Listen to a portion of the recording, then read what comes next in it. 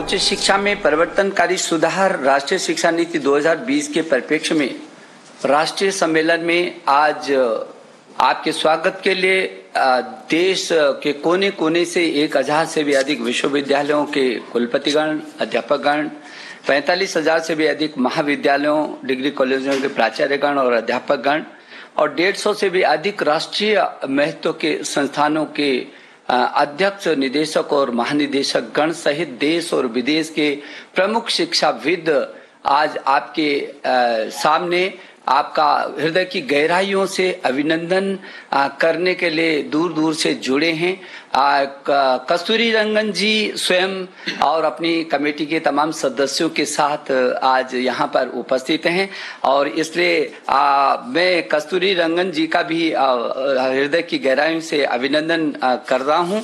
प्रधानमंत्री जी, पद्म भूषण कस्तूरी रंगन जी की अध्यक्षता में जो ये एनईपी की कमेटी है, ये पूरी दुनिया का सबसे बड़ा नवाचार के रूप में मुझे लगता है कि होगी, जिसमें 2 लाख से अधिक ग्राम समितियों के साथ 1000 से अधिक विश्वविद्यालय, 33 करोड़ छात्र छात्राओं के अभिभावकों से परामर्श, सारे अध्यापकगण, विशेषज्ञगण, सभी एनजीओ, जनप्रतिनिधिगण, देश भर के सभी शिक्षा मंत्रियों से एक बार नहीं बल्कि कई बार, देश के मुख्यमंत्रियों से तमाम समय समय पर संवाद और जनप्रतिनिधि से लेकर के जो पब्लिक डोमेन में डालने के बाद 2.25 लाख से भी अधिक जो सुझाव आए हैं, उसके व्यापक विश्लेषण के बाद जो ये अमृत निकल करके प्रधानमंत्री जी ये हमारे सामने आया है, मैं ये समझता हूं कि जो आपके नए भारत के निर्माण का प्रधानमंत्री जी संकल्प रहा है, ऐसा भारत जो स्वच्छ भारत हो, स्वस्थ भारत हो, समृद्ध भारत हो, सशक्त भारत हो,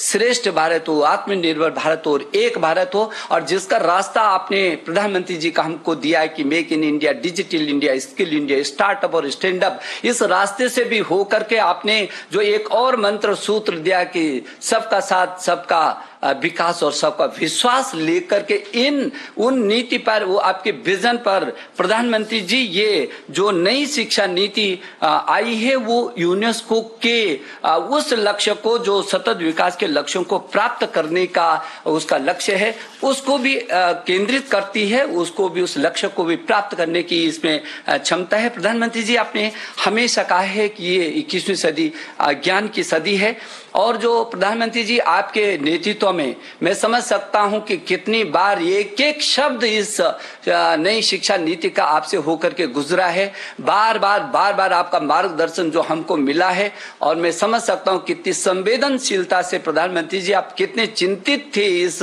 नई शिक्षा नीति को लाने के लिए। 1 बार नहीं, 2 बार नहीं, 3 बार नहीं, 4 बार सहित बार आपने हमारा मार्गदर्शन किया।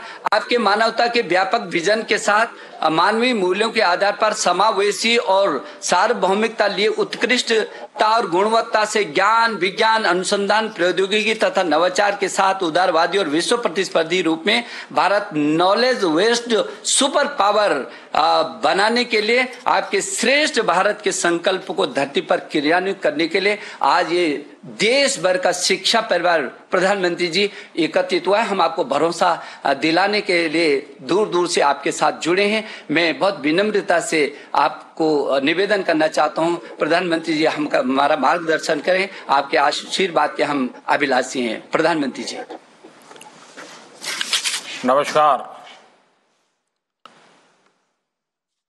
मंत्रिमंडल में मेरे सहयोगी श्रीमान रमेश पोखरियाल निशंक जी, श्रीमान संजय धोत्रे जी,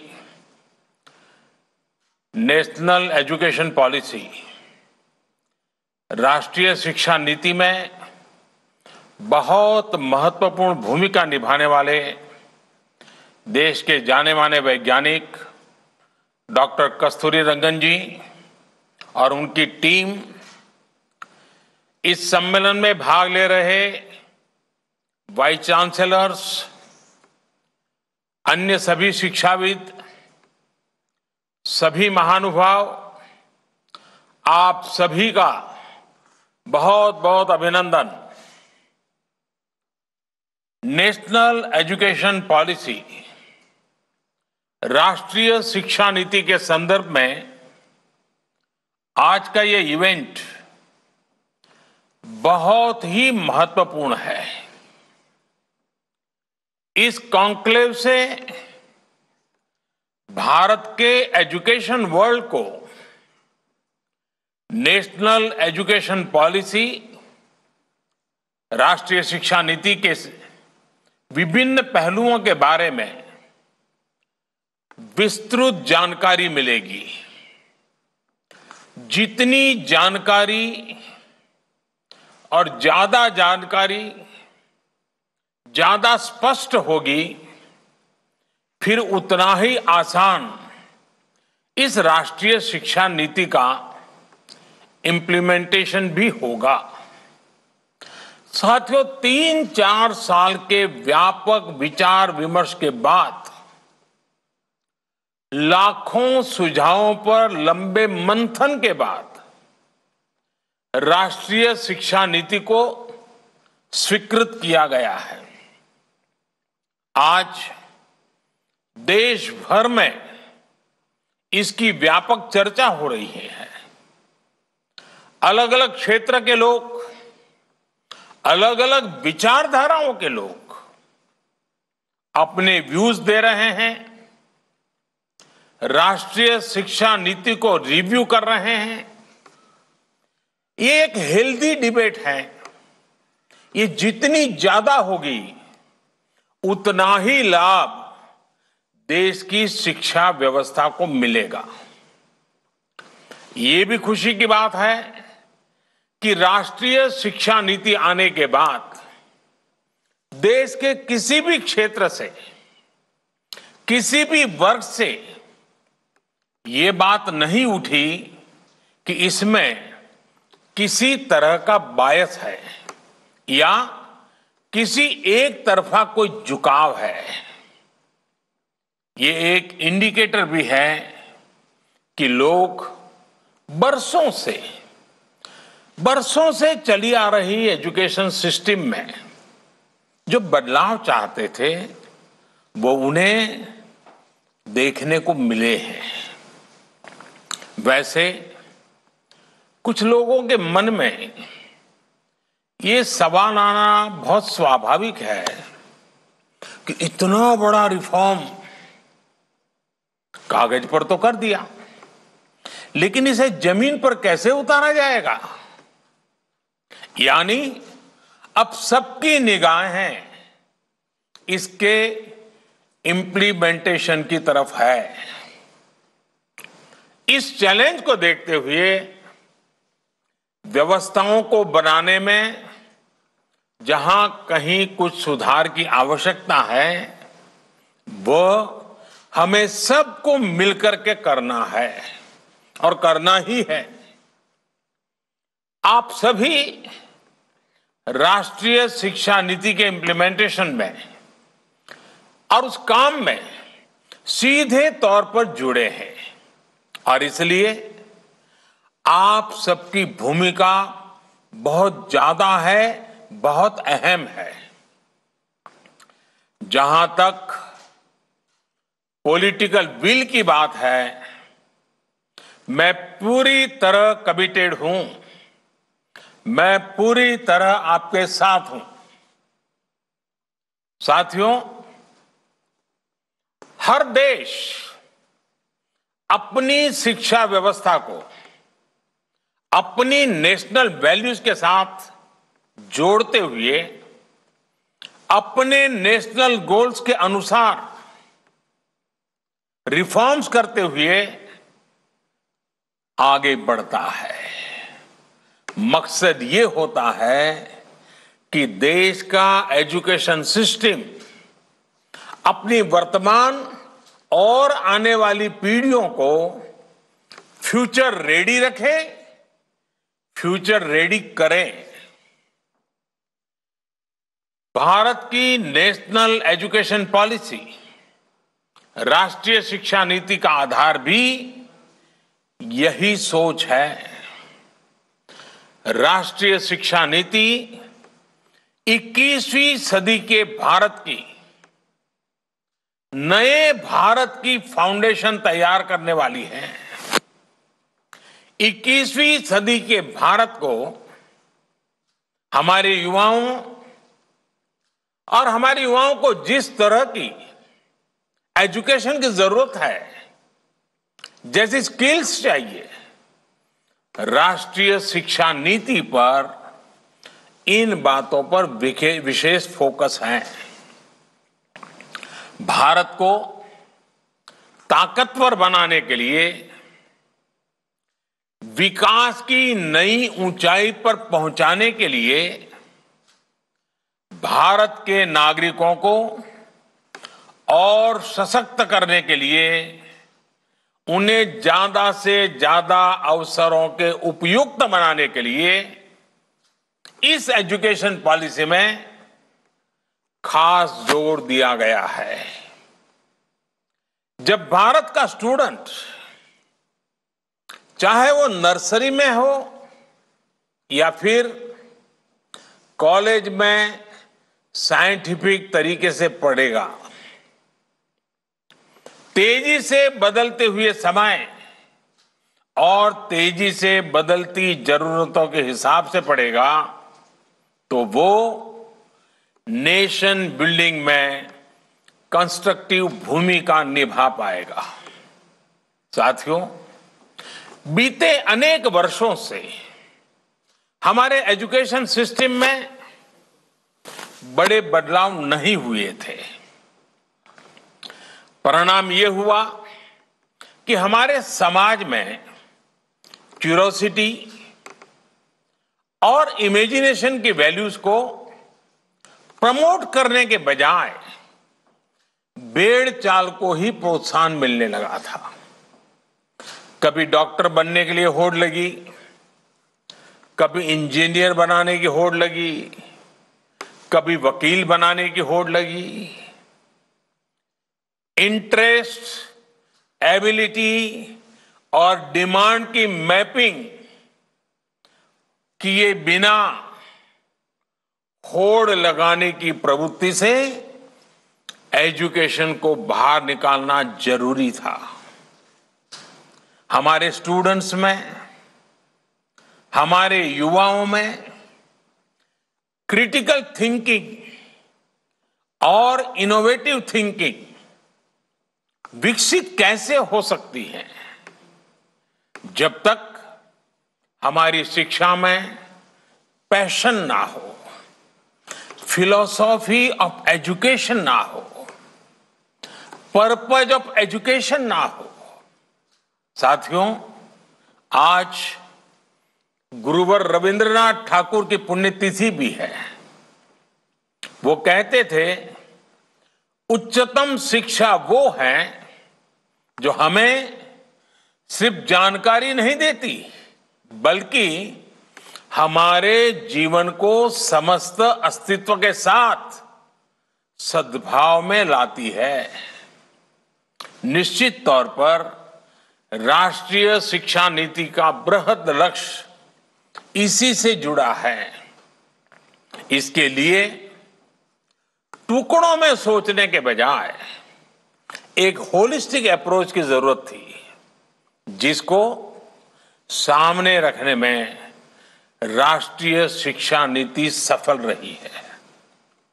साथियों, आज जब राष्ट्रीय शिक्षा नीति मूर्त रूप ले चुकी है, तो मैं उस समय और सवालों की भी चर्चा आपसे करना चाहता हूं, जो हमारे सामने शुरुआती दिनों में आए थे।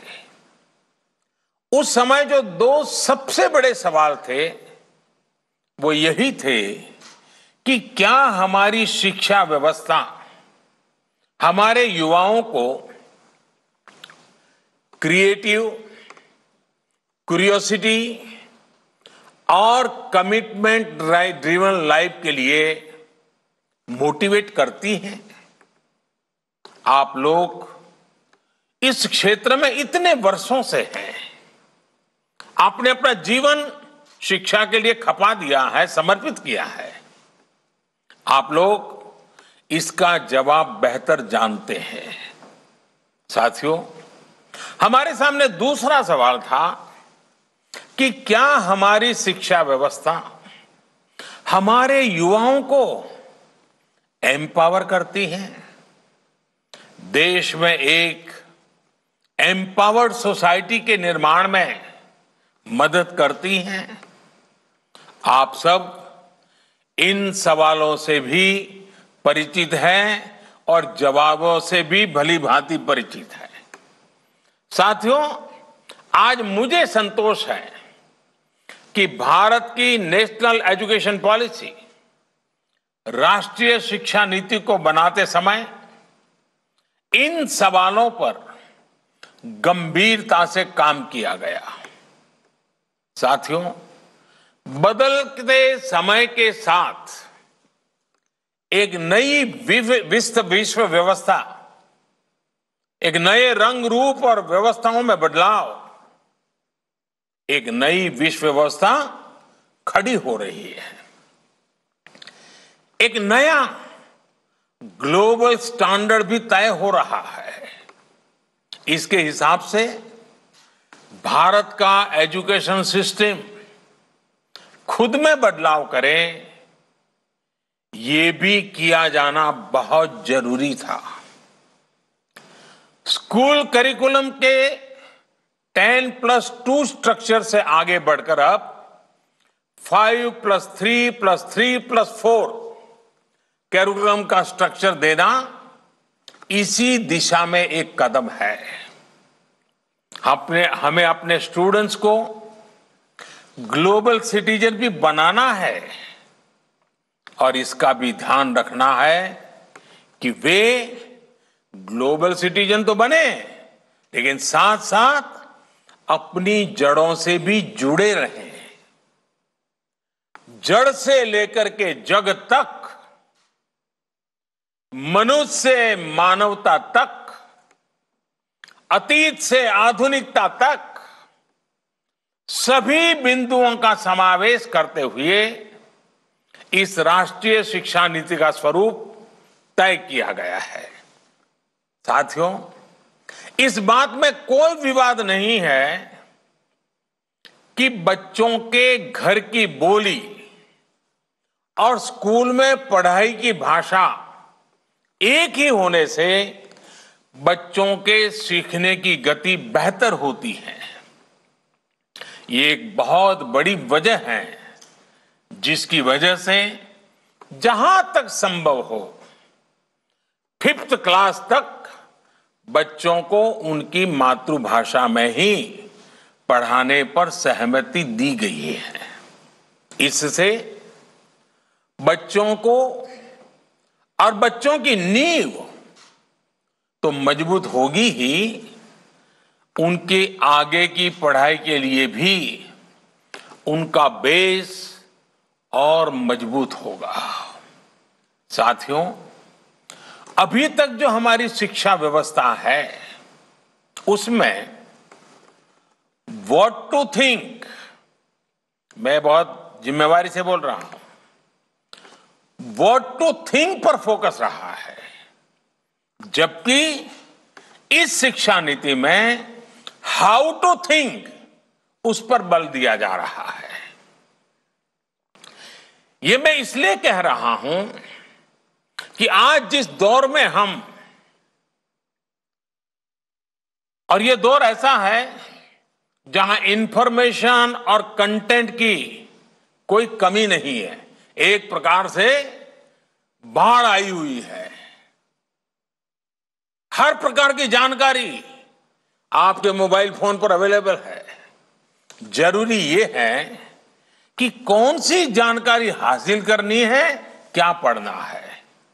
इस बात को ध्यान में रखकर ही राष्ट्रीय शिक्षा नीति में प्रयास किया गया है कि जो पढ़ाई के लिए लंबा चौड़ा सिलेबस होता है, ढेर सारी किताबें होती हैं, उसकी अनिवार्यता को कम किया जाए। अब कोशिश ये है कि बच्चों को सीखने के लिए inquiry based, discovery based, discussion based और एनालिसिस बेस्ड तरीकों पर जोर दिया जाए। इससे बच्चों में सीखने की ललक बढ़ेगी और उनके क्लास में उनका पार्टिसिपेशन भी बढ़ेगा। साथियों, हर विद्यार्थी को, स्टूडेंट को यह अवसर मिलना ही चाहिए कि वो अपने पैशन को फॉलो करे। वो अपनी सुविधा और जरूरत के हिसाब से किसी डिग्री या कोई कोर्स को फॉलो कर सके और अगर उसका मन करे तो वो छोड़ भी सके। अक्सर ऐसा होता है कि कोई कोर्स करने के बाद स्टूडेंट जब जॉब के लिए जाता है तो उसे पता चलता है कि जो उसने पढ़ा है वो जॉब की रिक्वायरमेंट को पूरा नहीं करता। कई स्टूडेंट को अलग अलग वजहों के से बीच में ही कोर्स छोड़कर जॉब करनी पड़ती है।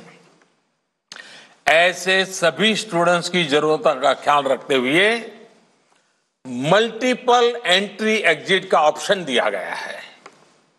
अब स्टूडेंट वापस अपने कोर्स से जुड़कर अपनी जॉब रिक्वायरमेंट के हिसाब से ज्यादा इफेक्टिव तरीके से पढ़ाई कर सकता है, लर्न कर सकता है। इसका एक और एस्पेक्ट है, जब स्टूडेंट्स को यह भी स्वतंत्रता होगी कि अगर वो कोई कोर्स बीच में छोड़कर दूसरे कोर्स में प्रवेश लेना चाहे तो वो कर सकते हैं। इसके लिए वो पहले कोर्स से एक निश्चित समय तक ब्रेक ले सकते हैं और दूसरा कोर्स ज्वाइन कर सकते हैं। हायर एजुकेशन को स्ट्रीम से मुक्त करने, मल्टीपल एंट्री और एग्जिट क्रेडिट बैंक के पीछे यही एक बहुत लंबे दूर की सोच के साथ हम आगे आए हैं। हम उस एरा की तरफ बढ़ रहे हैं जहां कोई व्यक्ति जीवन भर किसी एक प्रोफेशन में ही नहीं टिका रहेगा। बदलाव निश्चित है, मान के चलिए, और इसके लिए उसे निरंतर खुद को रीस्किल और अपस्किल करते रहना ही होगा। नेशनल एजुकेशन पॉलिसी, राष्ट्रीय शिक्षा नीति में इसका भी बारीकी से ध्यान रखा गया है। साथियों, किसी भी देश के विकास में एक बड़ी भूमिका रहती है समाज के हर तबके की गरिमा, उसकी डिग्निटी। समाज का कोई व्यक्ति कोई भी काम करता हो, कोई निम्न नहीं होता है। हमें यह सोचना चाहिए कि भारत जैसे सांस्कृतिक रूप से समृद्ध रहे देश में यह बुराई कहां से आई? ऊंच नीच का भाव, मेहनत मजदूरी करने वालों के प्रति हीन भाव, इस प्रकार की विकृति हमारे अंदर कैसे घर कर गई? इसकी एक बड़ी वजह रही है कि हमारी एजुकेशन का समाज के इस तबके के साथ एक डिस्कनेक्ट रहा। जब गांवों में जाएंगे, किसान को, श्रमिकों को, मजदूरों को काम करते देखेंगे, तभी तो उनके बारे में जान पाएंगे, उन्हें समझ पाएंगे वो कितना बड़ा योगदान कर रहे हैं।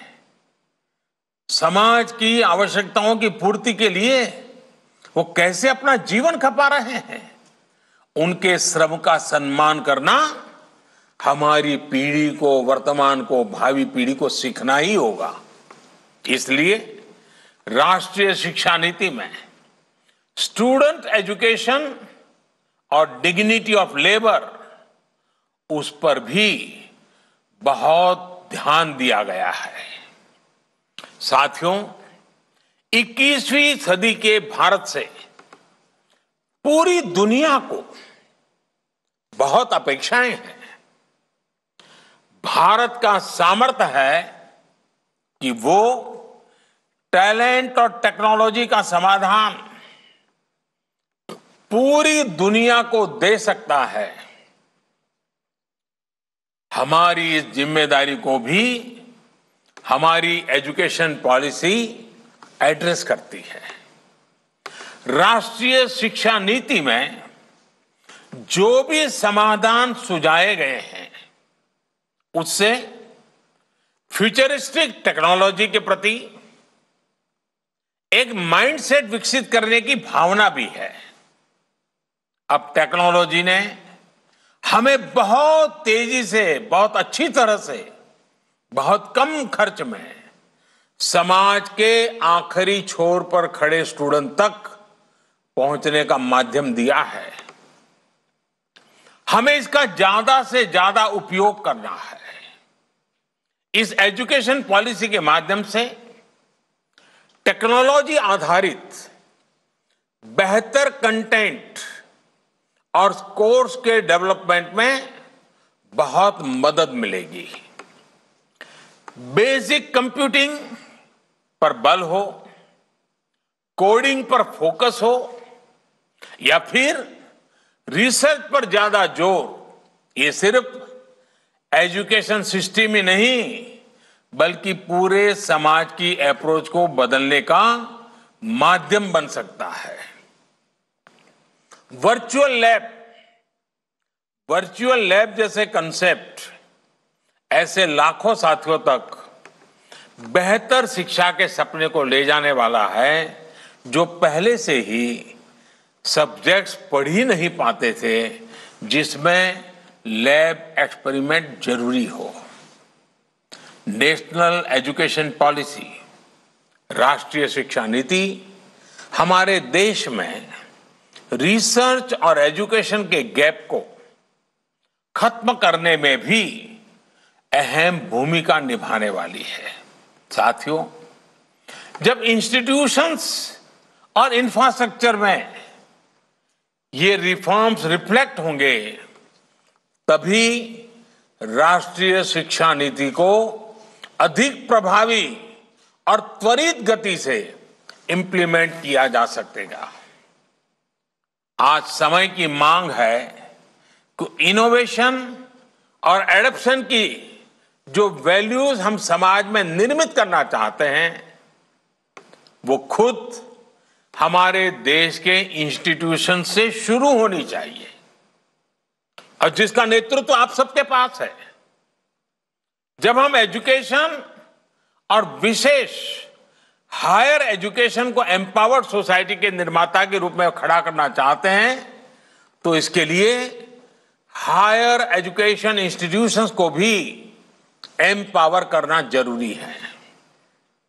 और मैं जानता हूं, जैसे ही इंस्टीट्यूशंस को एम्पावर करने की बात आती है, तो उसके साथ ही एक और शब्द चला आता है, और वो शब्द आप बड़ी बात ही जानते हैं।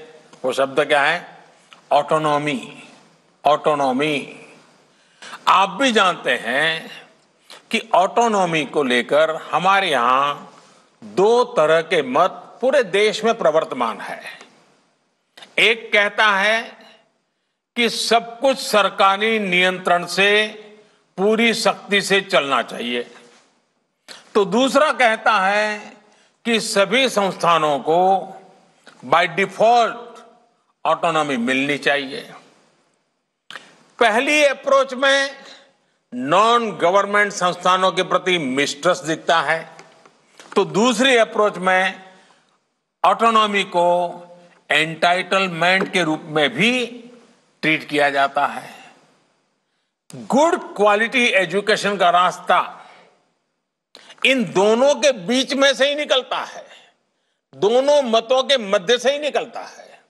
जो संस्थान क्वालिटी एजुकेशन के लिए ज्यादा काम करे उसको ज्यादा फ्रीडम से रिवॉर्ड किया जाना चाहिए।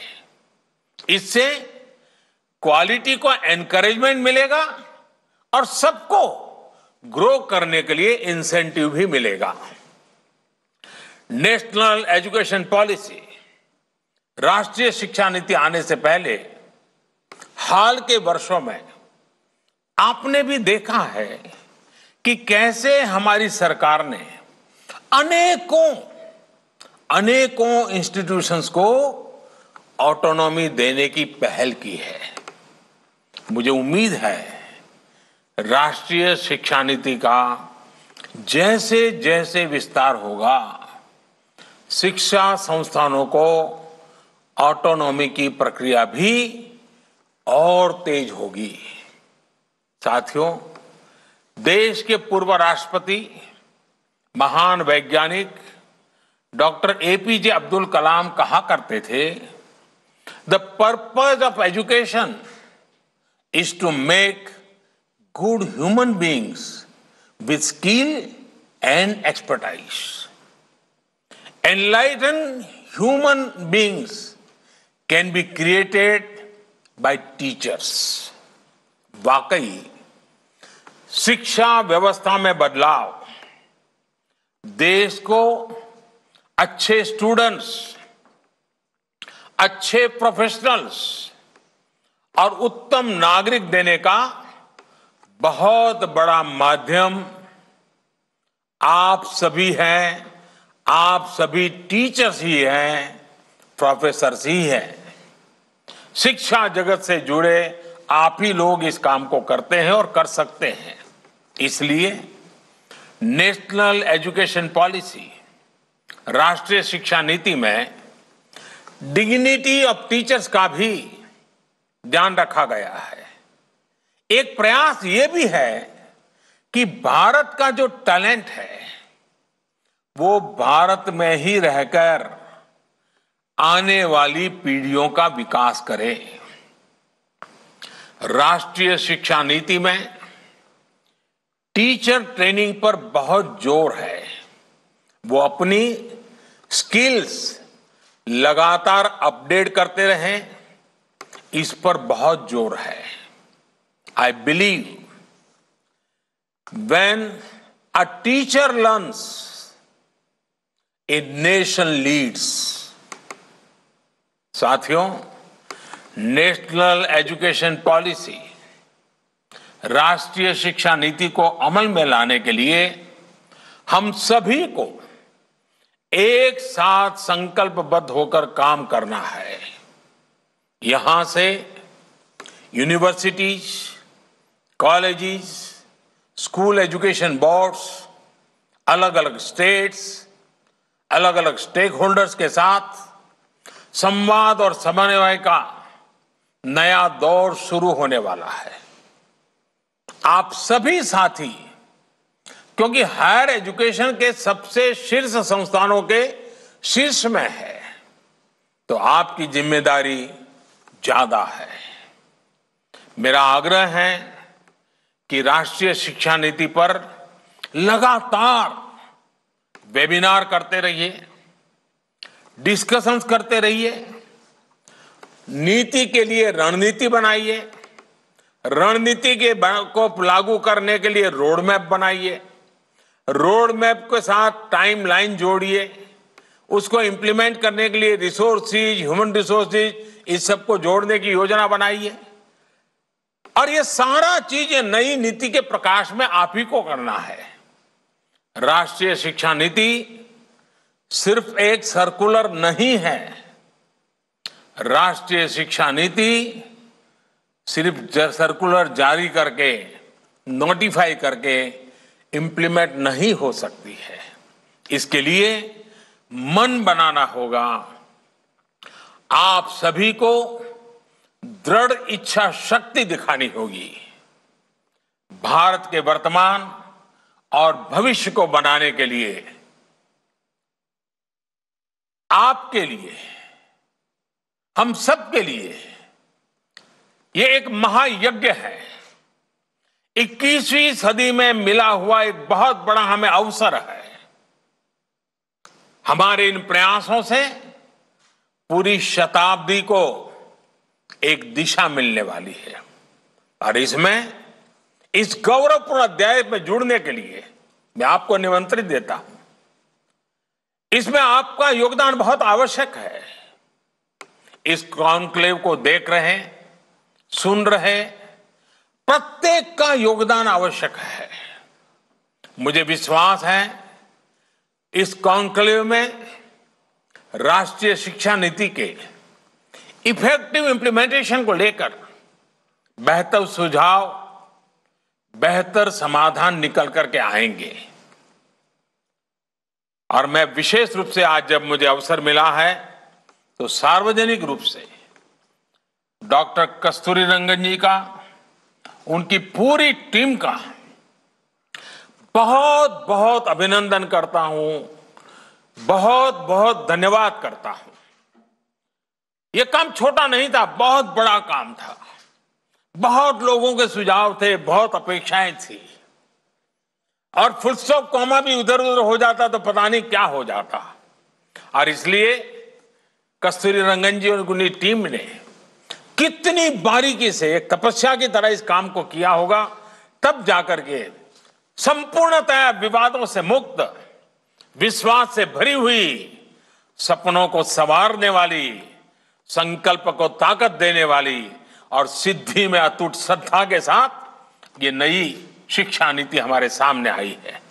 मुझे विश्वास है कि देश के भावी पीढ़ी के उज्जवल भविष्य के लिए, वर्तमान पीढ़ी के सामर्थ्य को बढ़ाने के लिए ये नई शिक्षा नीति बहुत काम आएगी। मैं फिर एक बार शिक्षा जगत के आप सभी महानुभावों को प्रणाम करते हुए बहुत बहुत शुभकामनाएं देता हूं, बहुत बहुत आभार व्यक्त करता हूं।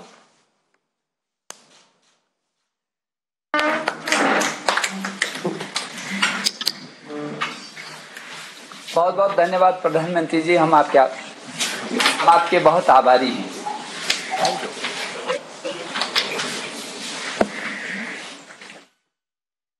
All right, you were listening in to Prime Minister's address on the new education policy on the reforms in higher education. Prime Minister Modi saying that the national education policy is extremely significant and the fact that the education system needed an upgradation and we want to make our country fully ready for the future. And this has been a milestone, a big approach that has been made for the future generations. And with that, we are slipping into a very short break. Back in just a bit.